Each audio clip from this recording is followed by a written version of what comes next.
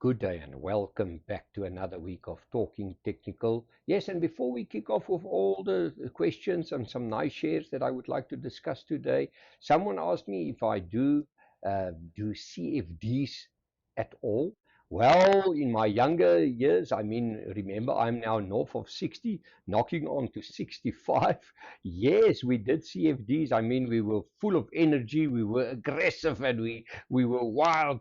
But now, as we get older, no, we don't. Well, I don't do it. There is still some guys that love to do it. And remember, with a CFD, if you are right, you can really gear yourself up and you can make some good money. But unfortunately, the other end of the coin is also true. If you are caught on the wrong side, then you can really burn your fingers. And for me, remember, this is not financial advice. Always think about it. If a company has a lot of liquidity behind it, or not liquidity, they liquid, they've got enough cash, they buy their own shares back, all those kind of things, then maybe it's difficult to maybe just decide that you want to short sell it because there's so much money behind it that you will really struggle to get out of that position. I can remember many years ago, a friend of mine um, decided that he wanted to short sell Anglo Industries, or AVI as we know it today. And he really struggled to get out of that position. Yes, he eventually got out of it in a profit, but it took him a long time because the share is just fundamentally so strong. Everybody loves the company. They pay a decent dividend and they're making good profit. So the chance for it to pull back is almost zero. But it took a lot of work, and yes, he got out of it. So in short, I do not do CFDs. What I do is that I hedge my long-term portfolio with a Aussie contract. I like to do that often. If the market just rally way too much or fall too far, I will use that. And the Aussie on the 30-minute chart really gives you more than enough opportunity to go in and out if you really want to do that. But then you must know your candles, you must know your indicators, and you must not be greedy.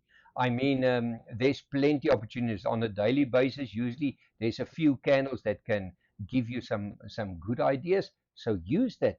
But a CFD, I don't know. But on the other hand, remember, if you are involved with the Aussie, don't be greedy because the market can really surprise you. Look what happened last year.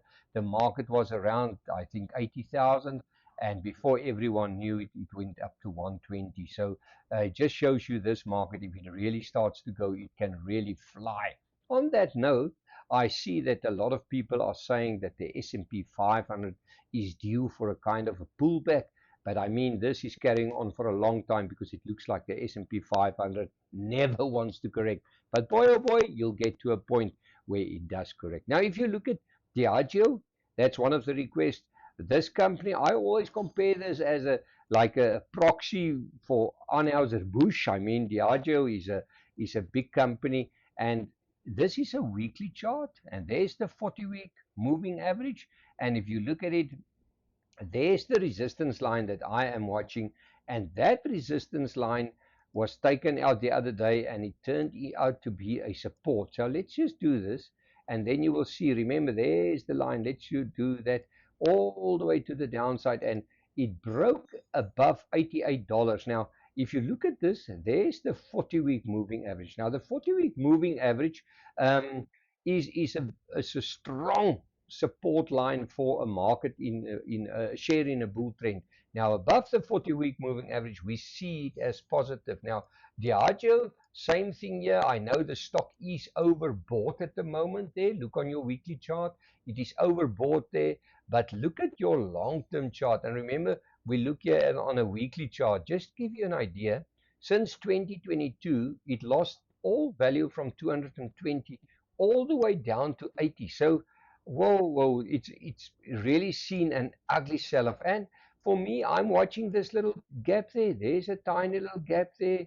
That gap sits between 108.07 and it will close at 109.43. And if it does close, that will be a nice, decent move already. And there's another one there to the top as well. And there's another one there to the top as well. So if Diageo can maybe pick up from you, and it is a recovery stock, you can maybe be surprised the way it's going. And if you use the bottom end of this channel, look at that channel. It's a solid channel to the downside. It is a descending channel. If you just take the move to the top, and then you will see we can maybe close that first gap. Let's have a look here. There you are. There you are. You can have a look there. There you are.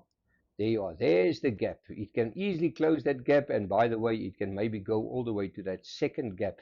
And that gap is between 118.50. And it can maybe close that little gap there also. And there you are. That 118.50, it opens up and it closes at 119.12. Just on that note of CFDs, you know, a lot of people believe that the market cannot go down.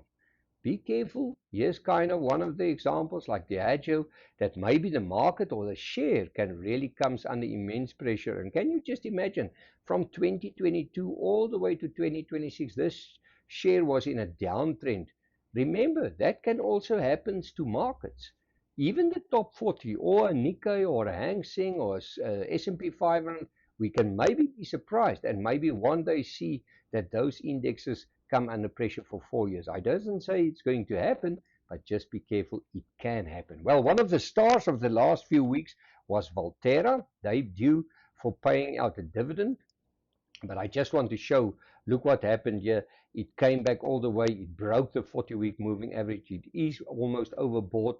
And I think if we want to see it even going further, it needs to go. I just want to get that line there. Sorry. There's the trend line. I just want to get that. The share needs to get above. There's the level, 1,461 rand and 83 cents to give us another push to the upside. But I mean, above that, it can maybe go to 1,541, even 1,604. And look where was the high. Can you believe it? Just in March, the share was as high as 1,930 rand and 72 cents. So I think if you haven't got the stock by now, wait for it to pull back to this 40-week moving average. That is sitting at about 1,351. That's maybe the place to look at it if you really want to get in on a weekly chart. And then your stop loss will not be that big. Your stop loss will be 1,099 Rand and 72 cents. Let's have a look at Harmony. Harmony is also one of those gold counters. Nothing can go wrong there. If it really starts to go, the stock can really fly. It's exactly what it did here. It gave us a beautiful positive divergence on the weekly chart. I see a lot of the analysts punt the share as one of the stars for the months to come. That's, of course, if gold starts to rally and it remains toppish and it can go higher. I mean, there you are. If it gets above 326 Rand and 18 cents, wow, boy, oh boy, the next proper resistance will be at 387.99. And even there, right at the top, it can go back all the way to 428 Rand and 88 cents. And if you do buy it above that, or you want to add to your position above 326.18, there you are. Look at the strong, I call it a Marubuzu candle, a strong, strong candle. Then use this 40-week moving average as 301 Rand 25 as your stop loss. The only thing that I would like to show you, and I showed it to one of our followers the other day, I said, just have a look here. If you've got these strong candles to the upside, the market has a tendency to work all the way down to at least get all this candle back. Maybe this is going to be the story with Harmony, but then it will have to go back all the way down to 261 Rand. That will be a massive pullback. But while it's on top of this or above this 40-week moving average, it is positive. Let's have a look at gold, because everybody still believes, and I just hear nowadays that everybody just say gold is just going to fly. It's going back to, somebody said $10,000. Well, I mean, that's maybe some brilliant analysts. I mean, I've met some brilliant analysts, but I mean to say from 4,300 to 10,000, that's a nice strong move. I'm a little bit nervous because it looks like this candle, although we're early in the week, it looks like a tiny little shooting star. But last week, what happened? Gold just, when it started to go, it just shot through the roof. but it's still below the 40-week moving average, and that is sitting at $4,514. And remember, while it's below the 40-week moving average, the trend in actual fact is still a little bit down. So it doesn't look that good to me, but I mean above 4,414, everything will change. Let's maybe I just want to add another moving average in here while we're talking. Let's do the 20-week moving average and just see how does that look. That can be quite interesting. Let's do that quickly. Sorry for holding you up. Well, there you are.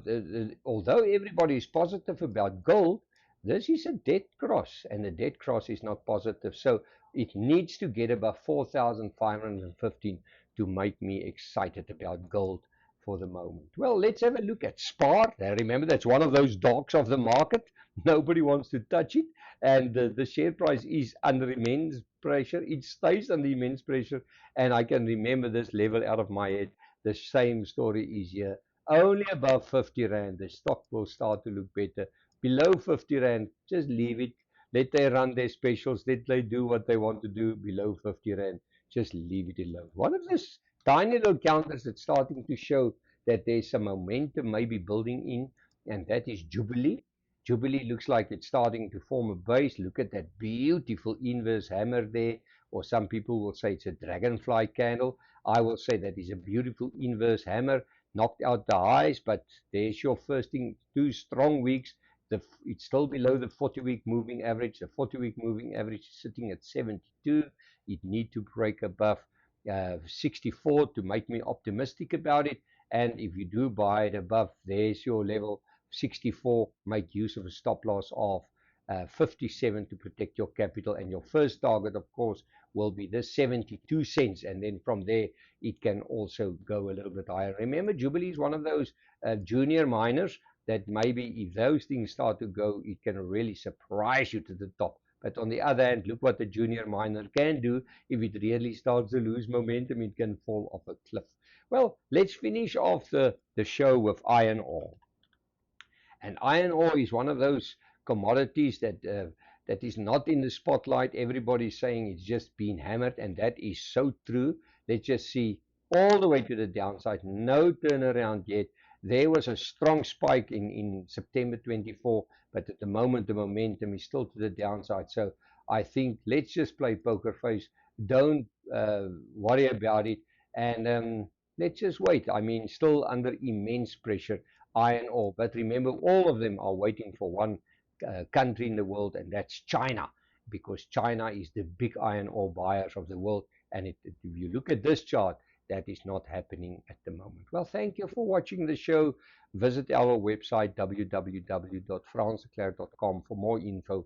And as usual, we will chat again.